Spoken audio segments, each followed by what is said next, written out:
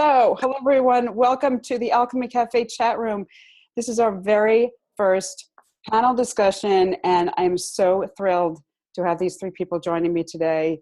I am going to be reading their bio since I do know most of the work that they do, but I want to just make sure that I'm giving them proper credit. So first we have Jeannette Maw, who is actually in Utah. So Jeannette is a master certified coach and founder of Good Vibe Coaching. She publishes Good Vibe blog, hosts an online gathering at Good Vibe University, is the co-founder of an LOA coach training program, and co-founded LOA-based astrology courses.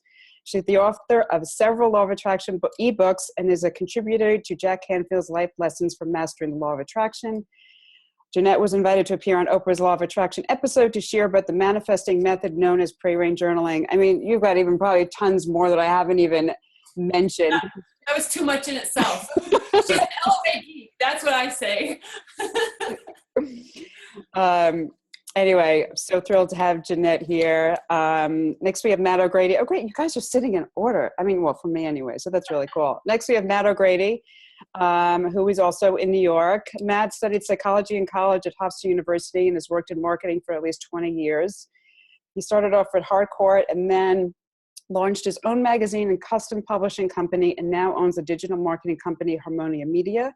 The author of Law of Attraction workbook and the forthcoming, well, it's actually not even forthcoming, it's actually Living Gratitude has been out. He hosted the Matt and Phil LOA show for 4 years and now hosts his own podcast show where he teaches his clients how to be happier, more successful, and grateful. He's also the co-founder of Soul Brothers, a nonprofit organization that supports people and especially children in need.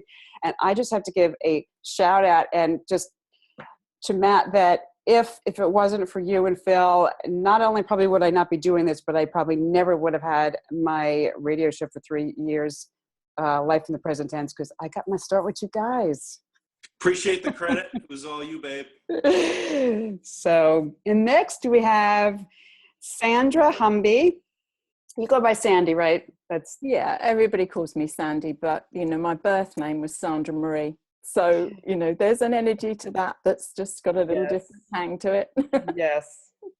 Who's obviously calling from across the pond with her lovely accent, which I can never get tired of hearing.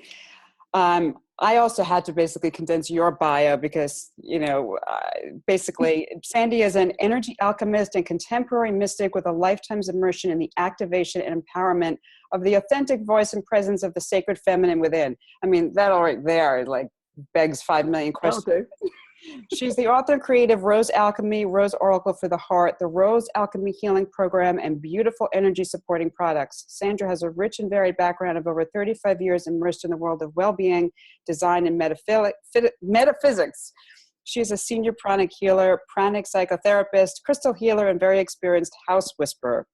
She has a passion for the sacred in life, the ancient mystery school lineage, and sacred geometry, all of which she weaves through her work with the rose. Sandra shares her teachings through inspirational seminars, retreats, classes, and personal sessions in the UK, Europe, and the USA. So honored to have you here, Sandy. It's going to be fun. You guys have such diverse backgrounds, but you're all kind of I don't know, we're all kind of interested in the same stuff, so this is going to be so much fun. So what I like to do is whenever I am inviting someone to come on, because obviously the Alchemy Cafe is all about expanding consciousness, and that has a different definition to everybody, right? I mean, people have all kinds of, you can go this spiritual route, you can go there's just so many different ways of looking at it. And I would love to just hear from each of you, what is your definition of consciousness? And you can kind of take it anywhere you want to go. So Sandy, since you are big on my screen right now, I'm going to start with you. That is such a loaded question, isn't it? Yeah, really, it is. in so much that the journey that we take for me is a journey to ourselves. And so therefore, our life journey in that process is a journey to self, to understand self, to embody and be the best that we can. And so in that conscious awareness of that pathway, there is an unfolding within each individual as to the the way that they present and they interface with the world. And I think that the consciousness is our way of holding that presence in ourselves, and how that we then share our frequency, if you like, because consciousness and frequency seem to have a weave that, that holds that path of inquiry, that path of openness to exploring life to its full. And we are in a place in this current time where we have this opportunity of reframing our pathway, and that in its turn opens us up to raising our frequency, and therefore our conscious awareness of ourselves and our relationship with life. So that's probably where I would go with that. I love that. Love that. Interesting. No, that's a great question. I mean, you know, the consciousness means so much to so many. I'd say for me, consciousness is really, as Sandy said, related to our vibration, what we have access to, what we're connected to, what our frequency is, what we're connected to, what we enjoy thinking about, feeling about, experiencing, what we understand of who we are. So I think there's a big piece to that I like to focus on with my clients, which is, who are you? And, you know, when you just say that question to yourself, who am I? It really starts to bring up consciousness for me, because at the end of the day, we know these bodies, all this physical stuff is completely impermanent. It's constantly changing, and someday will be history. And so what are we beyond these physical bodies, beyond the labels, beyond anything that's material? And I believe that is consciousness. And I think it's a constantly evolving yet eternal, infinite, non-changing part of ourselves that we can connect with. Some people call it the soul. And so I think a way of starting to explore who we are in relationship to our consciousness. And I coach my clients. I was just working with someone. He sent me all these texts and everything afterwards. He's like, dude, you blew my mind talking about consciousness. I can't believe we got there on the third session or whatever.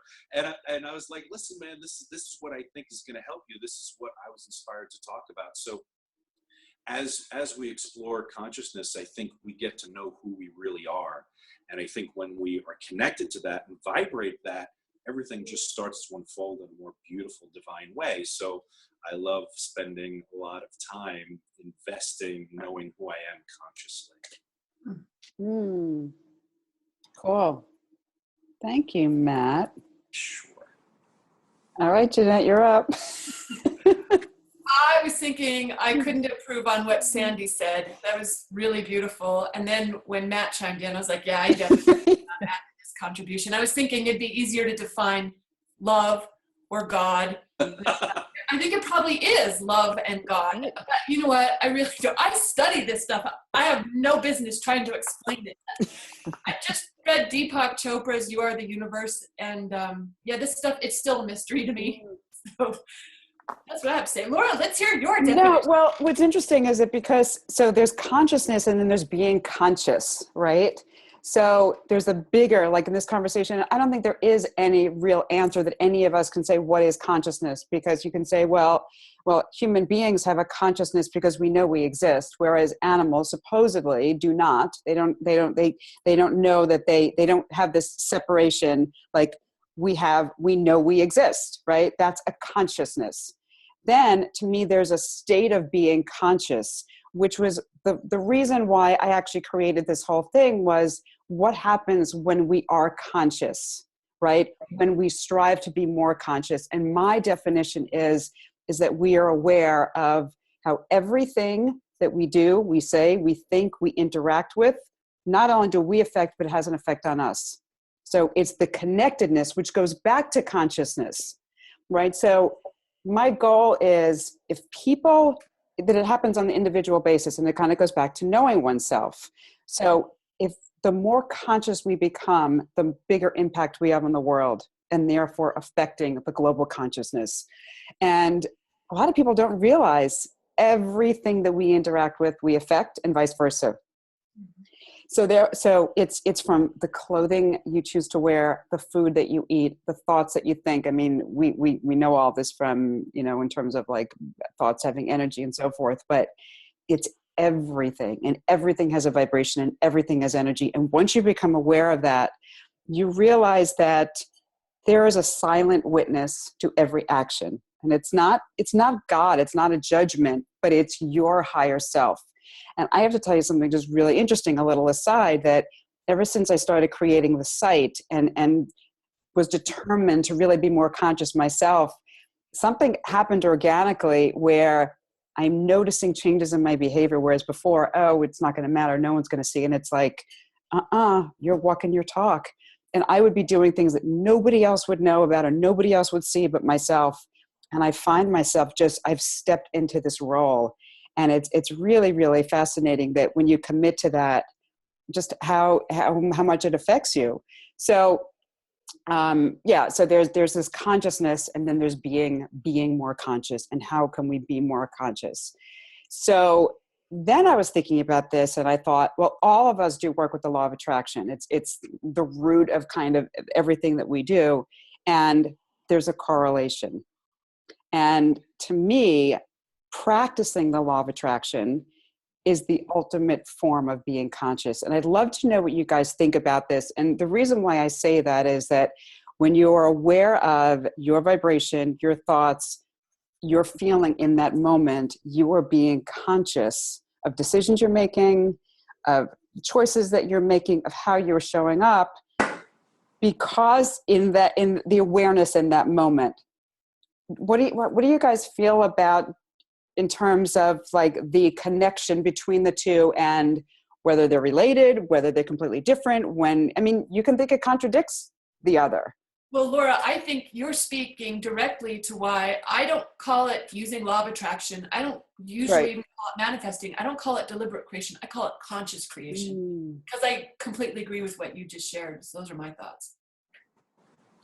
It's interesting that I really get where you're going with that, Jeannette. It's like that place of being consciously aware of what you're creating is one thing. For me, this all comes down to the heart field.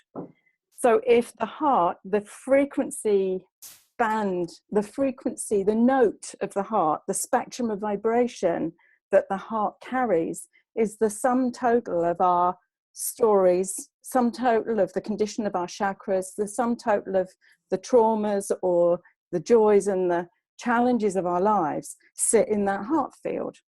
And so that's the attractor factor. That's the piece where we know whether we feel comfortable with someone or we don't feel comfortable with them, or, we're not even comfortable with ourselves maybe. But it's like that piece is the note that goes out. And when we're aware of what goes out, we know where there's an energy charge on something and when there's attention that needs to be brought as to what we're manifesting outside in its relation to what's going on inside of us. So it's a really interesting, this piece of conscious creation is beautiful. It's a very beautiful way of terminology for the work. Really lovely. But the heart is the key to this. What we can hold, what's aligned, what is familiar to us, a matching frequency. Interesting. Matt, any thoughts on this? It was a beautiful share, Sandy. I really appreciated that. I think just listening, kind of helped me, as you brought up the question, Laura, as awareness just kept, moving through me. And then as Sandy's talking, the heart, and when Jeannette was talking conscious creation, it really is, it's all one. I don't think there's really a whole separation between them. I think as you continue to practice, and we all have our own journey, our own path, but for me, it's the awareness piece has been so helpful, because For me, I love to start with the body. I love to use that as my grounding point, just to feel it. It's here. It's awesome, and I love to enjoy it. So why not feel that? It's very tangible, something I can connect with easily. And then I love to move right after that, right into my heart space and my breath. And so then I feel like I'm in my body, I'm inhabiting it, I'm sensing my emotions, I'm connected to my heart, I'm intending from that place, I'm coming from there. And then the thoughts, I find are really affected by this awareness of the body, the heart, and the breath. And the thoughts really seem, for me, they really move up in beauty and kind of simple, really simplicity. So I start to just really come into the present moment, and for me, it just becomes this one experience that happens. And as I've continued to deepen my practice, that's just where I want to live more and more, is from that space. So what I would love to go into now, and this is where I think this is really the motivation was for getting your thoughts on all this. So when you're conscious, you're aware of your own environment, you're aware of what's going on in a bigger arena. And there's so much going on in the world that is causing fear and frustration and sadness and hopelessness for so many people. And there's such a delicate balance between creating our own reality as we would like it, and yet how much do we filter, how much do we allow in, and also our perspective on what's going on in the world. Now, one of the things that, I don't know why this just dawned on me recently, and I actually wrote a blog about this because I was like, oh my God, it's so basic, and yet it was something that just kind of hit me, was that there's no good and bad in the law of attraction, meaning the universe doesn't judge events or experiences as being good or bad. They just are. We give meaning to it. So we give meaning to, oh, this thing is happening. This is unwanted. This is a bad thing. It's a lower vibration. Therefore, it may attract more of the same, but it's not bad. We're labeling it as bad because to someone else, it may not be so bad. So we can label events that are happening as this is horrible, this is bad, and have certain feelings that are evoked from that. Or we can just have a very neutral stance and just saying, this is what I choose to focus on. So this is a two-part question. One is, with all that's going on in the world lately, how much do you actually take in? Do you filter out? Do you watch the news? Do you what's on your Facebook feeds? Do you pay attention to, and how do you manage your own vibration with all this? And two, what are you hearing from clients or from other people in your world about, either how to deal with this or their own kind of reaction? And what I found is that a lot of people that are supposedly, shouldn't say supposedly, but, more spiritually in tune. I don't want to say anything and to say oh God, I just made a judgment. But, people that are more supposedly more spiritual, or these teachers, and I'm seeing all this panic and this fear coming from them. Look, guys, if you don't know how to manage this, then what are the rest of us supposed to do? I don't know. I'm just only because I've seen so much of this, and I just had my own, we're all kind of dealing with our own stuff. It's okay if you want to talk directly to Marianne Williamson. It's okay. Oh my God. Well, she's one of them, but there's a couple that, oh my God, Teal Swan. Did any of you guys see that?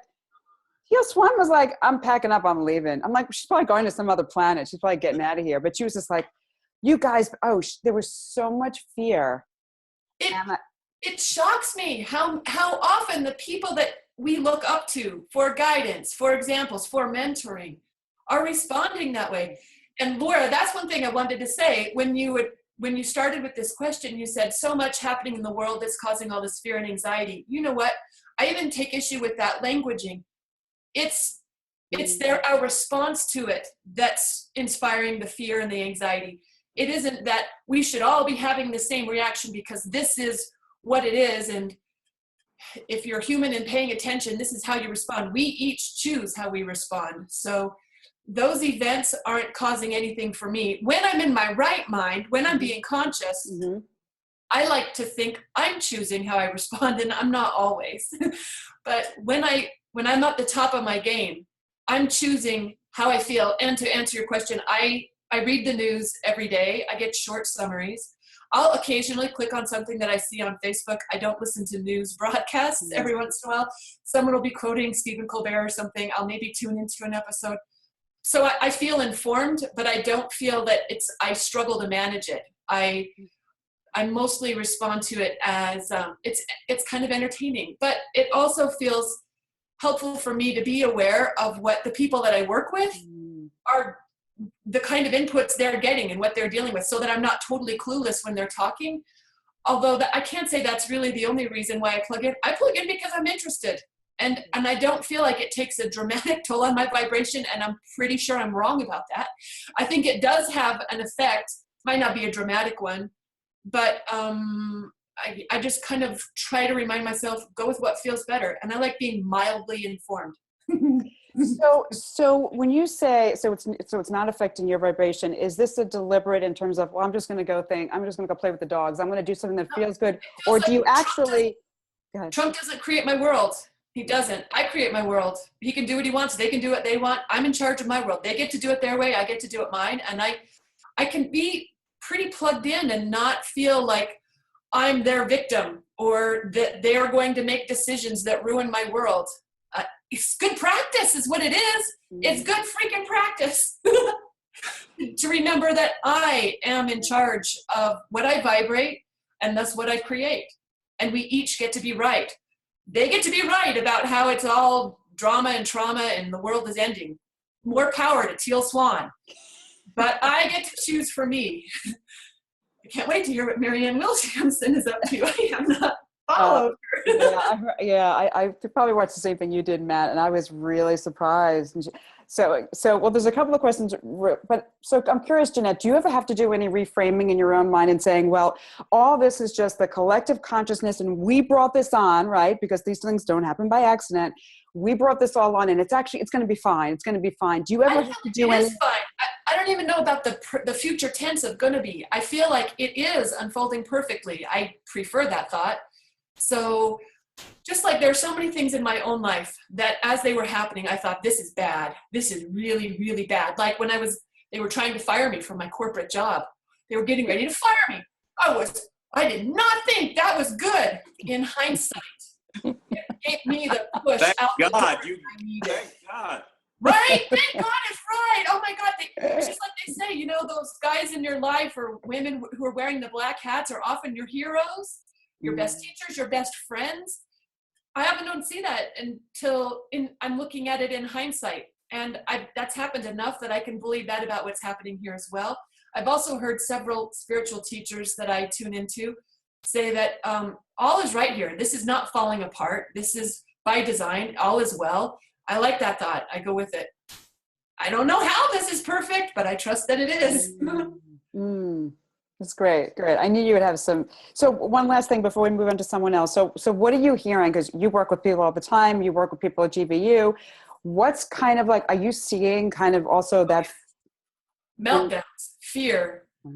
Especially, I think a lot of people have kind of found their groove by now, but boy, at the end of last year and the beginning of this one, I think a lot of people were experiencing some significant depression. Just feeling like questioning what they believed about the world and their role in it. But I think a lot of people are finding they're getting back to good. It seems like that. Maybe that's just because that's how I feel my own self. It took me a minute to be like, what is happening? And then be like, okay, wait, no, you got this, girl. You got this. Great.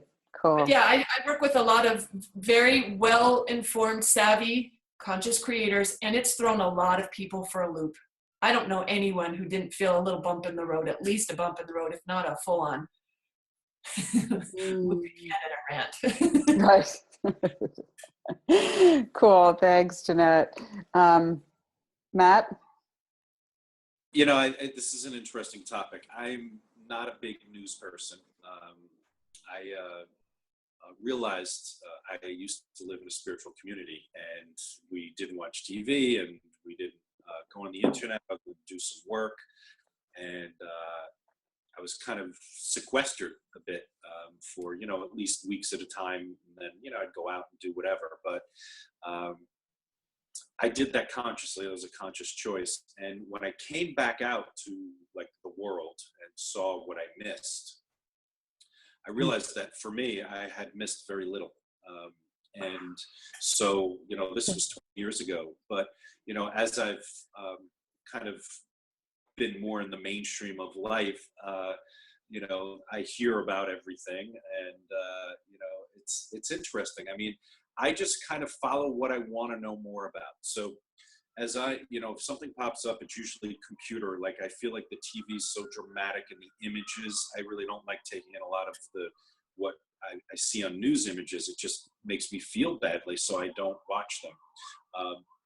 But I'll watch a Colbert, I'll watch a something on the internet, because I feel like reading it for me is just less intense. So if it's something I feel like I want to know about, it's a better way to receive the information. I try through social media not to comment on any of it unless I'm asked to, or I find a specific reason, because for me, if it's something that I don't like and I'm engaging and commenting and focusing, I feel like it's just growing in my vibration, and I have no desire to do that. But there was an interesting experience which made me, when big things happen, I felt a responsibility, if it did feel good to me, to kind of respond in a subtle way, which is not like about a specific news story. But when Sandy happened in New York, which I'm sure you remember, Laura, I don't know if you know about it, Jeannette, and kind of what it was like in New York, and Sandy, but it was pretty intense. It was intense. Like, the water was rising. Like, you look out the window, and like, this isn't a news story. I'm living this story, you know? And it was like, whoa, what's happening? Can I just add a little bit in there, Matt? Because I actually was on one of the last flights out. And of course, I arrived to all of this news that Hurricane Sandy was on its way. I'm Sandy, and I've arrived in New York. So I thought it was really good publicity. I had, you know, workshops in New York and New Jersey, and it was great. And then people were saying, no, this seriously is not good news. And I actually brought my flight forward 2 days, so that I took one of the last flights out of Newark. I was due to go out on the Monday, and I went out some Saturday night on one of the last flights out of Newark back to London in the face of the hurricane. So anyway, just wanted to add that. Well, I'm glad you missed it. You know, essentially what happened for me was I went on Facebook and Twitter, and you know, lots of stuff was happening, and I posted quotes about faith and about keeping the faith, not having one. But, you know, and I got a response. I got a lot of responses, but one of them was from a friend of a friend who I know, but I didn't know well. And she wrote me a letter a couple days later about how this quote is what carried her through the whole thing. She said she was literally, I have chills on my whole body as I tell the story. She said she was literally falling apart. She was having these crazy thoughts, worried about her kids, and her husband wasn't home, and all this stuff. And she said she saw my quote, and she immediately felt better. She trusted the information, and it was a simple quote. I don't even remember what it was. But the letter that she wrote to me was so heartfelt, with so many beautiful thankfulness relationships to it. I kind of took that on as, you know, this really taught me something, that there's an opportunity here, and it felt good to take on a responsibility to keep the torch alive. You know, that when things are going on, I'll often post something. I don't say, oh, it's related to this. I just post a simple quote or thought or something that means something to me in response to what may be going out in the world. And for me, that's what feels great, because I feel like I'm keeping the torch alive of what I think is going to be helpful, or what I think could be helpful for someone to focus on, instead of the dread and the worry and the concern. So that's kind of how I approach news and all that. I just want to interject to say, Matt, I would call that responsible spiritual leadership. Mm-hmm. I think it's important for us to speak up when we can be of service. And I got goosebumps too as you were telling that story. Very cool. Thanks, Jeanette. Yeah, that's great. Yeah, I remember Sandy very well. And I personally was like fine. And I was like this little protected little enclave, but all around it was really scary. And I was able to watch it live, like on TV as things were happening. Oh my God, the Con Ed building in New York City just blew up. I said, oh my God, the world is ending. It was really scary. But I did a really cool thing that night. I actually got on a call with, I'm trying to remember the guy who led it. It's one of the guys who does all these, you would know Jeannette who he is. He does all these big summits. And we got on a call. There were 100,000 people on this prayer around the world. And it was the most incredible things. It was just like, well, yeah, that's what you do. That's what you do in times like this. Because there were people that were missing. They didn't hear from people. And people got on. They were able to actually say their name and what their prayers was. And it was one of the most incredible experiences to have that kind of energy going through something. But, while you were talking about that and kind of relation to the whole Trump thing too, is that, Jeannette, I think you said, right, that this is the ultimate test. What, Matt? I said, who's Trump? Yeah, really. Yeah. My friend calls him Rump. And then, I love how people just calling him 45. They will not even refer to him as president, which I think is great. But, you're right. These things come in and out of our lives all the time. And whether it's a huge hurricane or whether it's a president who's not qualified to be president or whatever it is, it's like we're going to go through life and we're going to have these things or some kind of medical diagnosis or whatever it is. And this is it. This is why we studied all that we study and grab our hands on and do these workshops. And it's for this. This is the work. It's basically, okay, I'm presented with something. I have a choice in this moment how I'm going to respond to it. And it's really funny. I woke up the morning of the election and I knew when I went to sleep it was not going well. And I turn on my phone and I look at Facebook and I had this feeling of peace that I don't know where. It was just like this higher knowing, this peace throughout my body. And I said, you know what? This is the work you have to do, is to shine the light brighter. And I actually wrote a piece on Facebook, and it was one of the posts that got more likes than I think any other thing I've ever put on there. It's just like, I said, look, guys, we have a choice. We can react or we can respond. And it's all how we respond to something. And we have a choice. And what this is telling us is just shine your light brighter. And all these people are like, I'm in, yes. And it was just, that's really how I felt. And it was just this, I didn't know why I felt this way. I was not happy with it, but I just said, wait a minute, this is why we're here. This is, and it was a really profound experience for me. Anyway, it's kind of so funny how things kind of just remind you of other experiences. Sandy, love to hear from you. Yeah, well, of course, I've been viewing this lot from over the pond, so Yes. It's how the whole thing played out. But I think the thing for me is that, the key piece here is just the illumination, the revealing of the human condition. Mm. And, if you look at this as an evolving process of the way that the old paradigm structure of society, of the way of the construct, which has been a very patriarchally driven construct, very mind orientated as opposed to heart centered, it just feels like for me, the observation of the way that different aspects of the human condition play out, and the gift in it, for those of us that have been working with consciousness, is can we do that? Can we walk our talk? Can we hold a light, a lantern for others through this process? Do we fully embody what it is that we've spent all of these years training for? Because we can't take anybody anywhere we haven't been. And unless we hold true and integrous to our truth and to the practices that we have learned over the years, studied over the years. I started with Reiki in '93.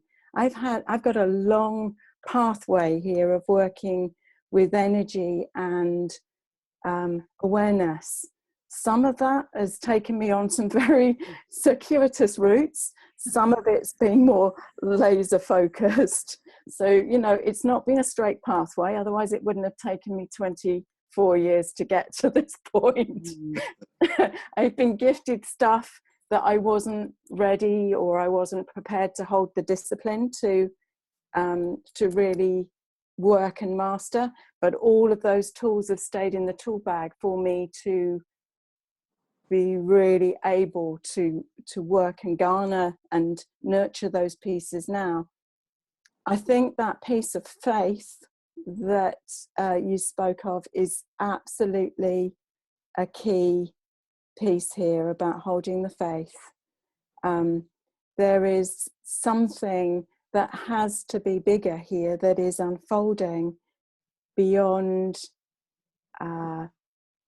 what we're experiencing, and to some degree we're holding the vessel, we're holding space for that higher evolution to take place. And for most of us, well, particularly those in my generation, you know, we've been there with the machetes cutting down the jungle to actually get to this place, to be able to work with consciousness and light and the heart field, to allow this next wave. And I think that there are enough people working with consciousness and pure intention that are, you know, I use light workers in a loose term here, but working with that vision for a different experience on the earth plane.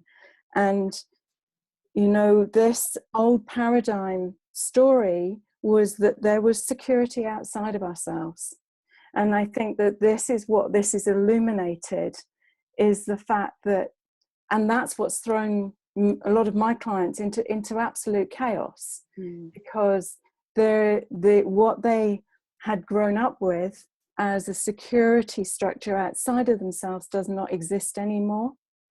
And they're having to take this journey within to really know that the only security they have is within themselves, is in that, is, as Matt was saying, about being totally aware of the body, of the breath, of being really present in that moment to what's unfolding within them in relationship to what's external, and coming back into this place of this is the only place that we have any true power within us.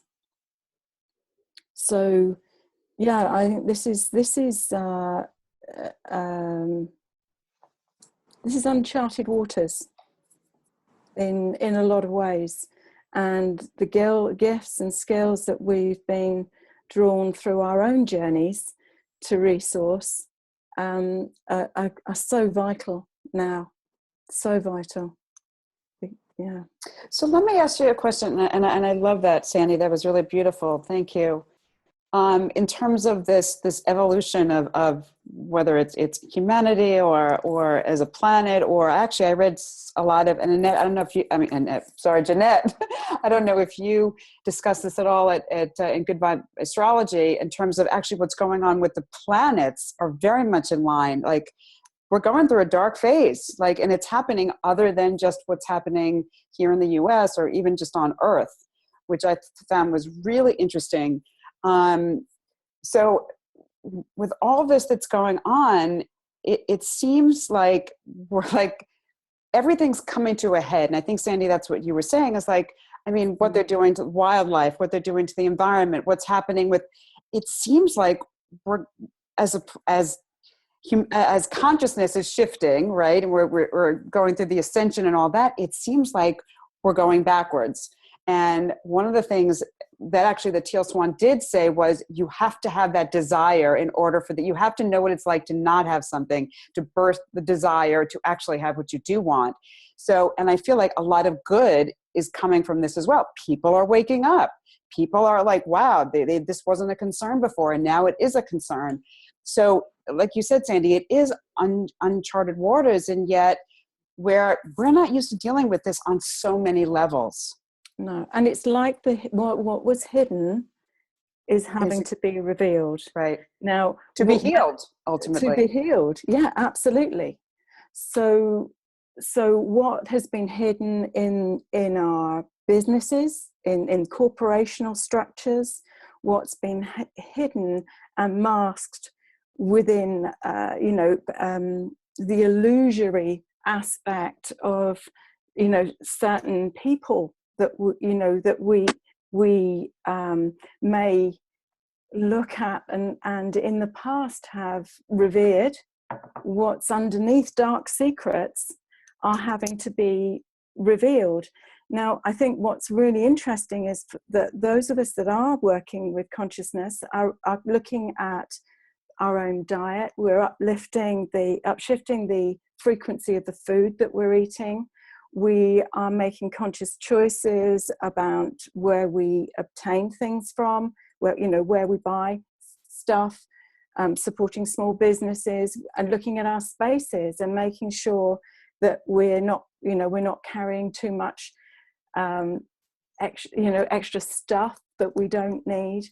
We're looking at shifting the energy in so many ways, and we know that even within ourselves, when we refine certain aspects of our diet, even, aches and pains come up in the body, and we realize it's somewhere where we've stuffed down a memory at a cellular level in the body. So if that's happening on the microcosm, it's also happening on the macrocosm, and as more people wake up to their conscious awareness, and then we get, the CMEs, we get the Hartman, the Schumann resonance spiking.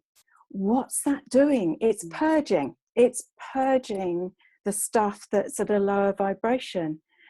It's just extraordinary. And then when you look at the astrology and you see the intensity of all of these planets retrograde, and we know that we're coming up to an interesting point at the end of August when there is an intense place. But then if you look at a lot of the seers and the people like Edgar Casey, in some of his prophecies, you can see the trajectory between here for the next 10 years, where there is a constant movement of revelation, of change, of having to change, as above, so below. It's interesting. I just really discovered Casey, and now I'm obsessed with him. I'm listening to every single thing. Right, Matt? I sent you something, right? I'm just like, oh my God, how did I never know about him? He was the founder of holistic, living. And oh my God, there's some really, really fabulous talks out there on YouTube that it's so funny that you mentioned. I'm obsessed with him now. Wow. Anyone want to comment anything before? I just want to echo what Sandy said. I'm quickly falling in love with Sandy. I just love so much of what you've shared. But I really want to echo how that focus on this is our chance to walk our talk and to practice what we have been preaching or what we say we believe. And I think that that could be, we're going to build some really good chops on this, our ability to focus, our ability to remember how the whole system works rather than fall into victimhood. And really, Laura, what you said earlier about judgment, it feels like this is a stretch to be able to stay out of that as well, because I don't know that a lot of that is really helpful for allowing us to create the world that we prefer for ourselves. So yeah, lots of challenges here, lots of cool challenges. Isn't that the difference between judgment and discernment? Yeah. I think that's such a it's such a different approach in discerning what we might wish to move towards, rather than judging something else that's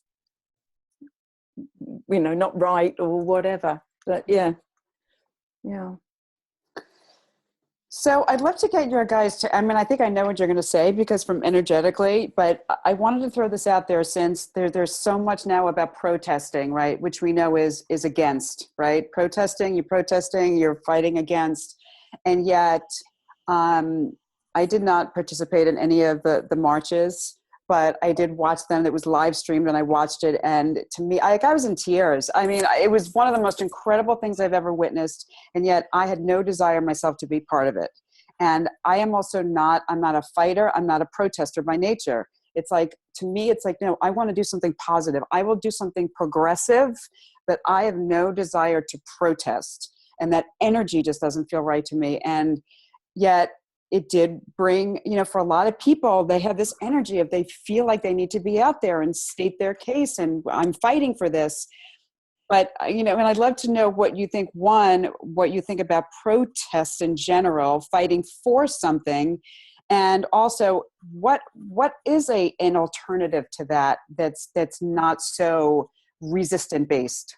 That's the question I get a lot, Laura. Like, what can we do if not what everyone else is doing? And I think for some, protesting can feel better. It might feel better to them than doing nothing. If they don't understand the power of their focus, or if they don't really believe it, then doing something like joining some friends out in the streets and holding some signs, that might help them feel better. And if it feels better to you, you are the only one who can say what feels better.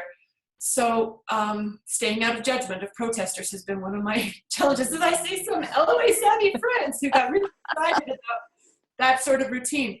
But I'm also interested in exploring what's an alternative that feels better, because much like you, Laura, I couldn't take my eyes off of that Women's March. It was amazing. And there wasn't a single part of me that ever said, yeah, go, not a single part. But I think we do naturally, we feel a desire to be together, to support each other. It's why you had so many likes on that Facebook post right after Sandy. That we look to each other for support in a lot of ways. So finding ways to do that actually serves and empowers, fuels what we prefer instead of what we don't want, is what we probably want to be mindful of. But I'm really interested to hear from some others on this. I'll be taking notes. Okay, guys. Well, I think it's an interesting thing. I'm an old Nader-rater from way back when, and you're a Nader? A Nader-rater? Yeah. So I was, in the Nader camp and trying to get, a third party and, the Green Party and, from the 90s. And, it was an interesting experience. I was living in San Diego at the time, and, I don't regret any of that, even though I didn't personally protest, but I helped organize and, was doing stuff politically. And actual protesting out there with a sign has never been a desire for me, although I've supported a lot of people in doing it. But going through that experience, I learned so much, and I met so many awesome people.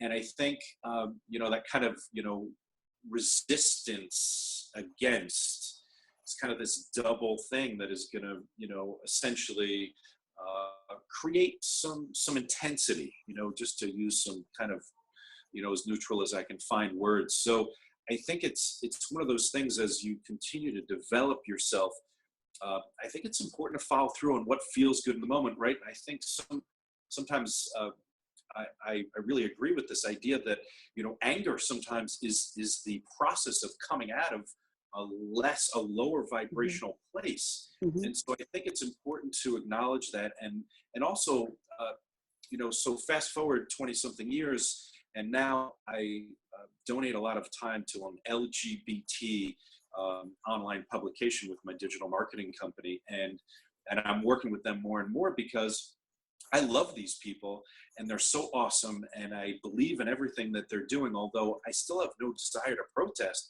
I love donating time with my company to them and donating my own time to help them create a really beautiful online magazine. And so it's this interesting thing where I still want to be involved, even though I don't necessarily personally want to go about it in a certain way. I feel like there's things for myself that feel really awesome, kind of behind the scenes, kind of helping things and feeling like I'm honoring my gay friends and some other people that maybe just are living outside the mainstream, in doing things like that, and in supporting and helping and loving through those kinds of actions that feel really good to me, but have nothing to do with being in a march or a protest personally. Although I completely support people that feel this real strong desire. I really believe that our desire should be followed through on pretty much no matter what, because they will inform us, they will teach us, they will provide guidance. I really love the Abraham philosophy of just, do your desires and then adjust along the way.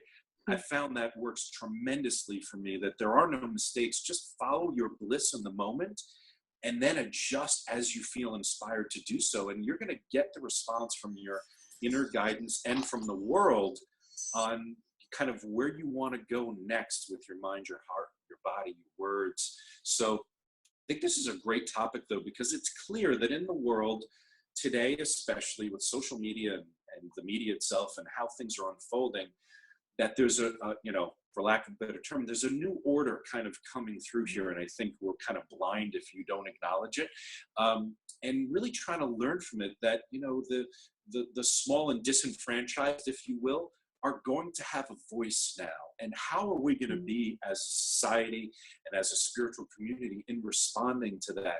And maybe for me, it's like, because I'm a coach and a teacher, and that's where I get super inspired from, it's kind of taking that role. I want to insert myself in certain places and see if I can provide some loving guidance and see if that kind of wants to be heard. And already I'm only working with this group like 6 months, and I have all these friends, and people are calling me and asking for my advice and introducing me to all these other projects. So you just never know, when you follow your heart with something you think is just doing good, the amazing places it can lead, just like it did for me all this time ago in San Diego in the 90s, doing the whole Nader thing. It introduced me to a world that I was unfamiliar with, and I'm still close friends with a bunch of people that I met through that process. So I think it's a matter of following our bliss and then kind of feeling our way through what's next.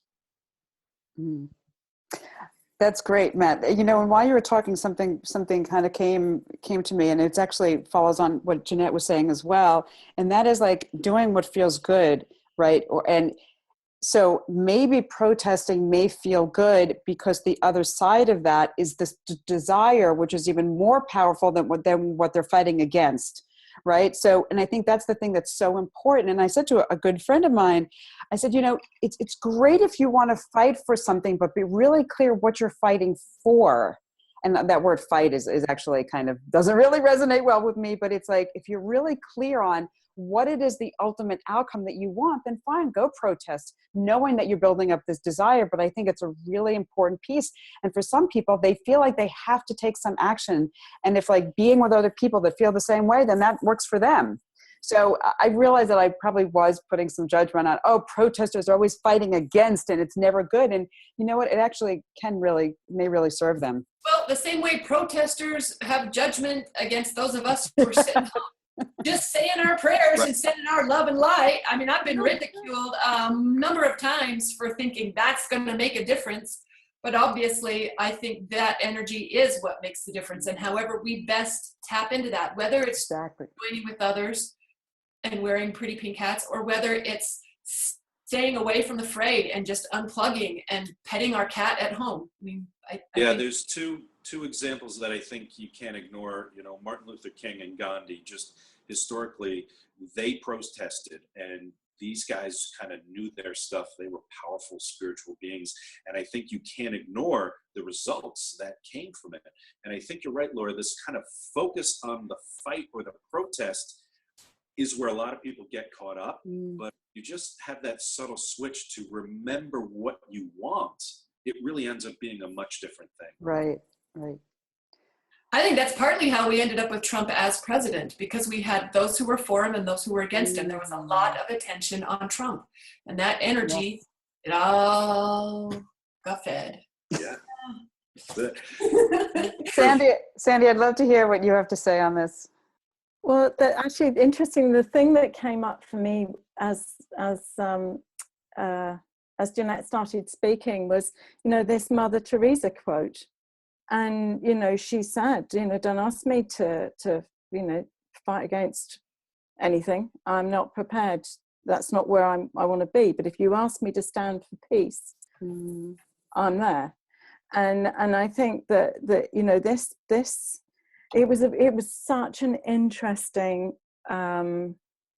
process. I found in that observation of just the way of the reaction to in the world to this opportunity to have a voice. And that's really what I saw was the motivating factor of the, you know, the protests. It was this place in a number, and therefore having the courage or having the inspiration within that to have a voice. And I think particularly for women, and it was, you know, it was spoken of as a women's march, was the fact that this, in this evolutionary cycle of the re-empowerment of the qualities of the feminine, not women per se, but the qualities of the feminine, the qualities of the caring, the nurturing, the nourishing, the awareness of how everyone is in a community. These are core aspects of the feminine, because she's used to looking after her family and her community, her children. It's not a single focused aspect. And I see, you know, so many more men now that are holding a better balance of those two, that those two energies, that have the ability to be really fully present and to take action. But there was such a groundswell and a feeling of this release of this kind of energy and visibility that felt really palpable from where I was. It's not my choice. I don't particularly like being in large groups of people. I think if you're a sensitive and an empath, actually you are better being able to hold space in a slightly different way. The other thing I noticed was that there was a large number of younger people in those protest groups. And what I see on a global perspective is that the indigo children are now coming of age, and they are the ones where they've got the joined up DNA. They absolutely know when someone is not being truthful, and they have a voice that is coming from a different place. They are wanting the good for all. They are not wanting their lives to be what they're seeing. I mean, so many indigos haven't been able to fit into the education system in an easy way, because none of it makes sense, particularly in the UK here. You know, our education system is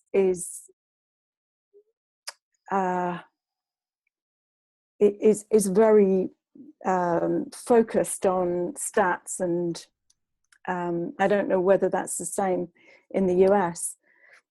But there is something about this wave of energy now that is beginning to peak.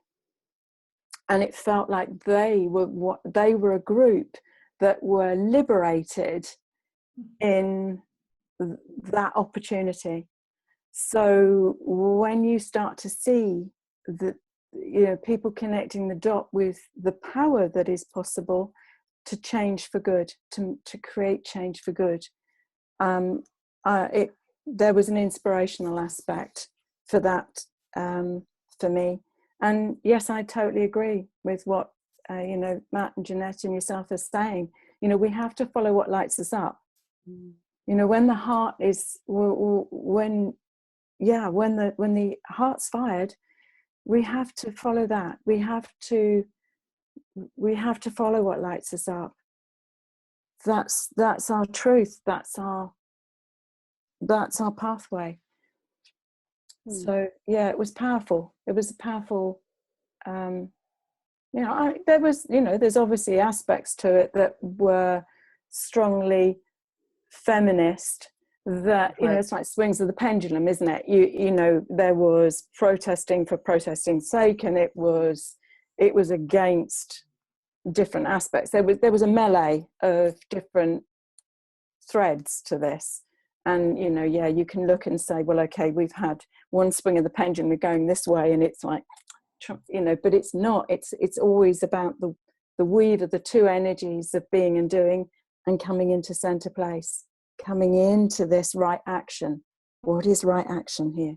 What would love do now? What would love say now in the moment? So powerful, powerful, powerful times. You know, I mean, as you know, I work with rose consciousness, these love codes that are embedded in the roses.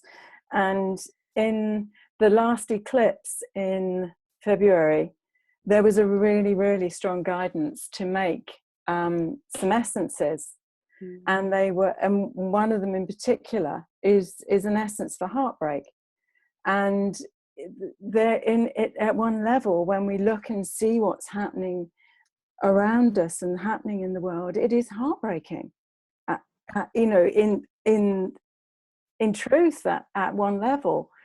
But the resource and the way that we can navigate it in our true humanness and that compassionate action is the most powerful way that we can connect, you know, in the highest aspects of our humanness. The highest aspect, and yet it's the bare bone. It's like on the most basic level. I remember one of the things that really triggered it, and I was so moved by it, was, I don't know if you guys saw that guy that was right after the whole thing with the ban on the immigration and all that. And there was this guy who crossed the border into Canada, and he traveled for 12 hours. He walked for maybe 20 hours, some ridiculous amount of time on foot.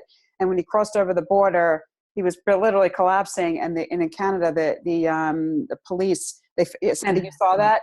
And they said, buddy, do you know where you are? And he says, no. And he said, I've been walking for 20 hours, or whatever it was. And he said, I'm in Canada. And he said, is that where you want to be? And the guy says, yes. And I just started bawling. And I'm like, the fact that somebody, first of all, that perseverance, the fact that they felt they had to go. And then the fact that the police were so welcoming and helpful. Let's get you some food. Let's get you out of the cold. And it was just like, oh my God, it was like this, what are we doing to each other? Where's our basic humanness? And anyway, that triggered a big.